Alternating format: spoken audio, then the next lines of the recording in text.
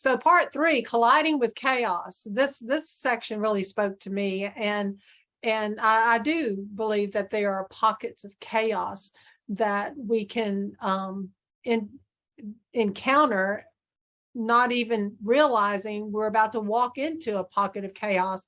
And then there's also self-sabotage that we are all capable of, quote, like the saying, shooting ourselves in the foot. We're all capable of doing that. In Numbers 16, verse 34, we read, and all Israel who were round about them fled at their cry, for they said, lest the earth swallow us up. And a fire came out from Yahweh and consumed the 250 men who were offering incense.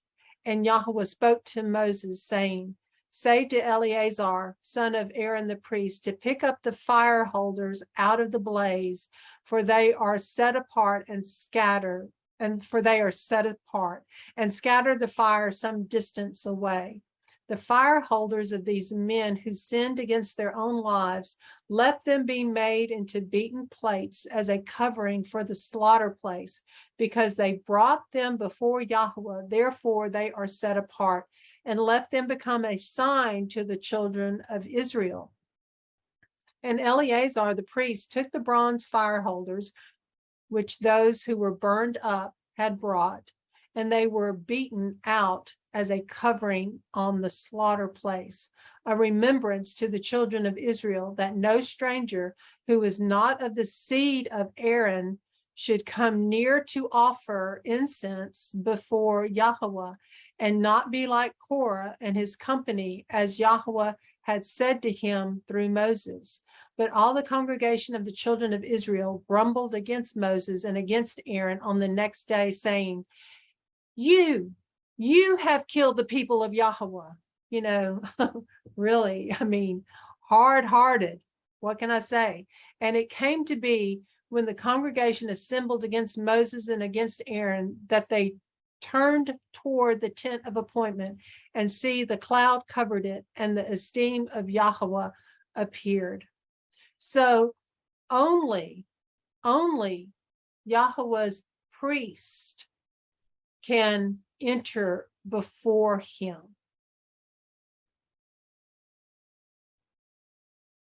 They have the authority to enter in before Yahweh, his kingdom of priests. In this setting, it was during the time of the Aaronic Levitical priesthood.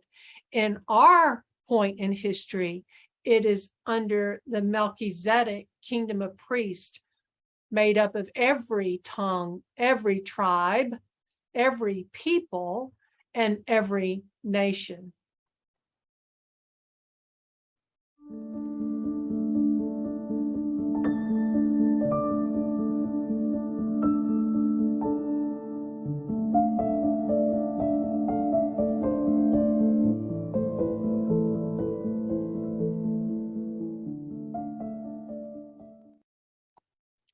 So in this section, I want you all to be thinking about, if you believe that there are pockets of chaos existing around us, and I've already shared that I do, you can be waking up to a peaceful morning and within your day walk into a pocket of chaos.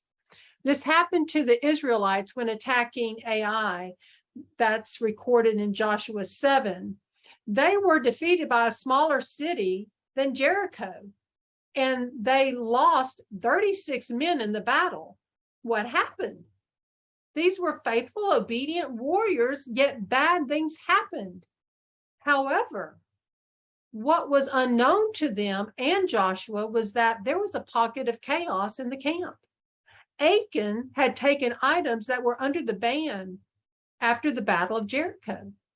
Corporately, Israel suffered, and some of them lost their lives because of the sin, the pocket of chaos of Achan. So let's take a listen to part 3, colliding with chaos.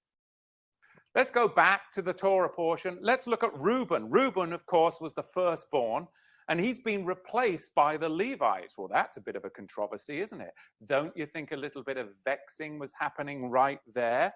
Of course, Reuben, the firstborn, being replaced by the Levites and by the sons of Joseph.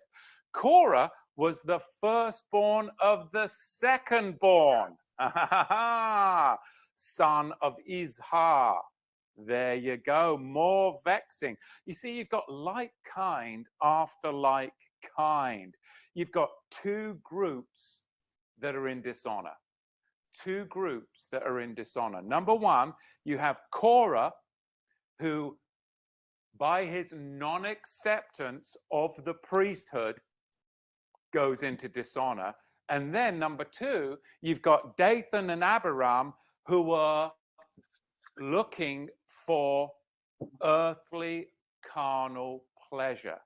They wanted to dishonor themselves, which would lead to destruction, or non-acceptance of who they were truly created to be.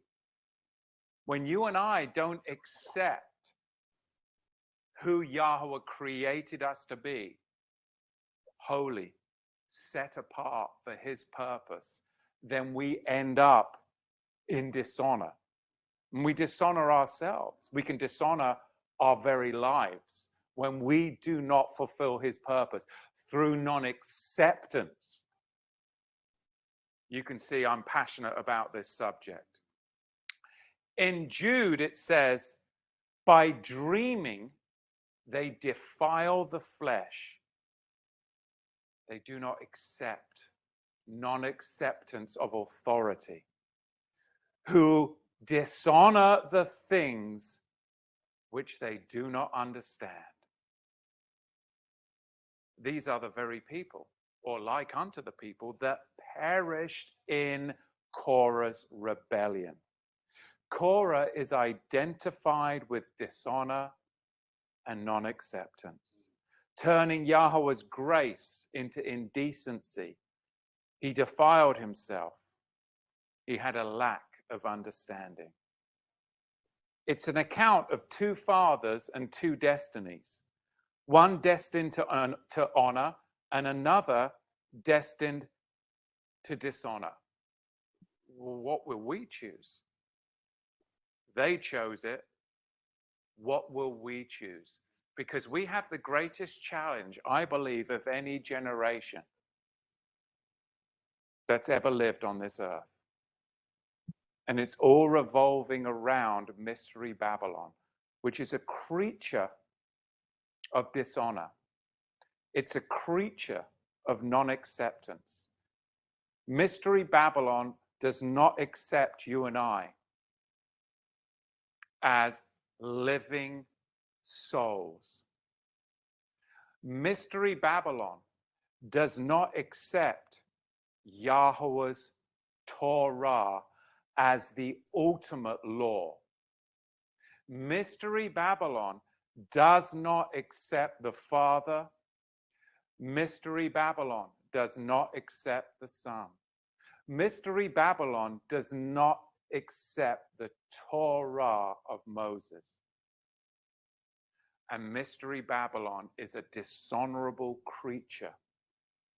Mystery Babylon thrives on contracting with fallen man to be partakers of dishonor, rebellion, and iniquity.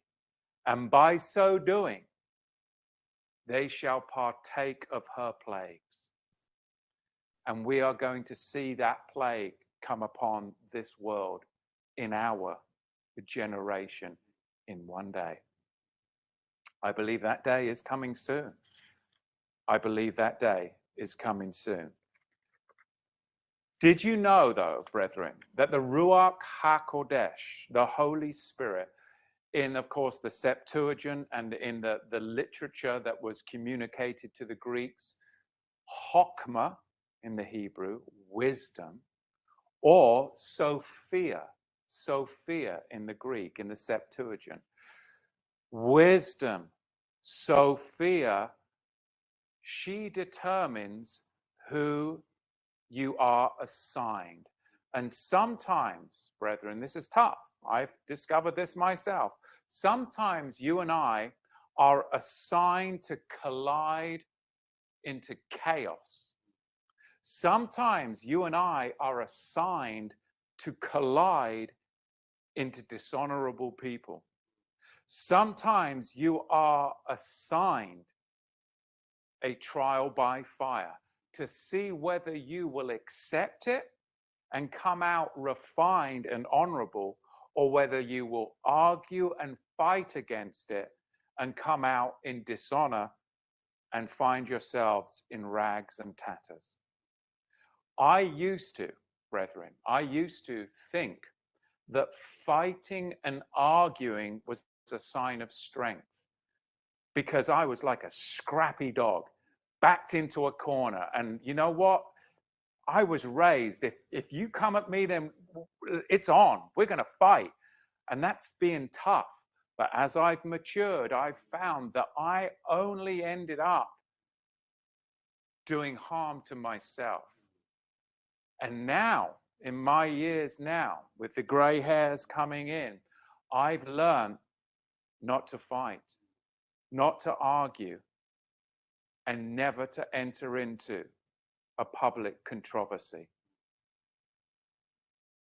I've learned acceptance and honor, and it's changed my life changing ramifications. I do believe, and my wife doesn't like it when I say this, but this is my belief. She doesn't believe this, but I believe that there are pockets of chaos in this world. And I believe that's due to sin. Physics would back me up. There is randomness in this world. And there are pockets of chaos due to sin. And sometimes bad things happen to good people. Sometimes bad things happen to honorable people. Why do the good die young? Why do the saints die young and the wicked seem to prosper? Sometimes honorable people get caught up in chaos, because there are pockets of chaos all over this created world as a result of sin. And Yahweh allows that chaos to exist because it is a consequence of sin. And he's not going to get rid of it until the kingdom comes. But we then are tested to see how we will navigate the chaos. Will we accept it and be honorable? Or will we not accept it and fight against it like an atom banging against another atom? There are random things that happen in this world. And sometimes you and I will collide into chaos and dishonorable people. What will you and I do then? Yahweh has chosen living souls, Chaim, living nephesh, souls, to go through this experience that we call life, to see if we will stand in honor at the judgment. That's it. That's it. If we cannot accept, we will go into dishonor, and no soul or body will be left when you're in dishonor. In Malachi, in the 4th chapter, it is written, "For behold, the day is coming, burning like a fire pot, and all the proud and every doer of wickedness shall be chaff. And the coming day will set them ablaze, says Yahweh Sevot, which will not leave root or branches to them." In the 3rd verse of Malachi, the 4th chapter, it is written, "The righteous, those in honor, those that accepted shall trample those of non-acceptance and dishonor, the wicked. For they shall be ashes under the soles of your feet in the day in which I am preparing, says Yahweh Sevot. Remember the Torah of Moshe, my servant, which I commanded to him in Horeb for all Israel. This is a powerful verse. Living in dishonor, brethren, it brings forth depression. Depression is proof of Sophia, Chokmah, wisdom, the Ruach HaKodesh's withdrawal from your life. She is the comforter. Yet those in dishonor find comfort in lasciviousness. It's a big word for me today. Right? Lasciviousness. Dishonor brings forth depression, repression, and oppression. They're all interconnected. Dishonoring other souls, regardless of their salvific state, souls that Yahweh created, brings forth depression, oppression. Dishonoring mystery Babylon's commercial reality, dishonoring our bodies with what we eat, with what we drink, with our sexual appetites, self-abuse, dishonoring our minds with what we look at, what we read, what we watch, what we think on. Mystery Babylon, like I said, she exists, she thrives upon dishonor. She thrives upon dishonor. And brethren, do you see dishonor everywhere? And do you see non-acceptance everywhere? We just had the High Court ruling last week.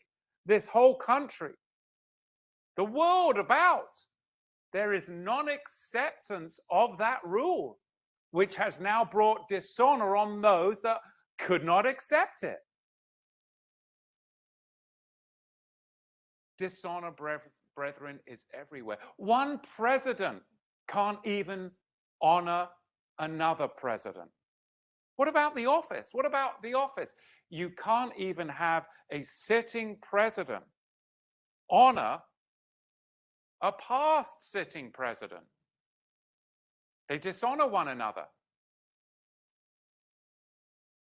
You can't have one senator speak without dishonoring another senator. We are living in the days of Rome. This is what happened with the senators of Rome. Do you not read your history? Do you not see? Can you not hear? Can you not see? We are living in this amazing time, just as when the Romans were experiencing the very downfall of Rome. But we are in the last age, and we will see, I believe, Mystery Babylon's downfall in a day. One state won't even honor another state. Do you realize that the public bodies, because they can only operate in the public, they can't tell the private what to do, but those that are public bodies in the state of California, they're not allowing those people that contract with public bodies to go to other states like Idaho. Why? Because they don't like and they have not accepted Idaho's position on last week's ruling. So one state doesn't even honor another state within the union. Dishonor abounds even between states, between governors, between presidents, between senators, and it's coming from the top down, the bottom up, because this is Mystery Babylon, and she thrives upon it. The more contention and controversy that she can create, the more havoc and the more dishonor in the mind. in the eyes, in the ears, in the thinking, in the speech, everywhere. And that brings depression. That brings oppression. That brings suicide. And that results in death. Do you not see it? This is the rebellion of Korah. This is the rebellion of Korah in the last days that was spoken of in the book of Jude.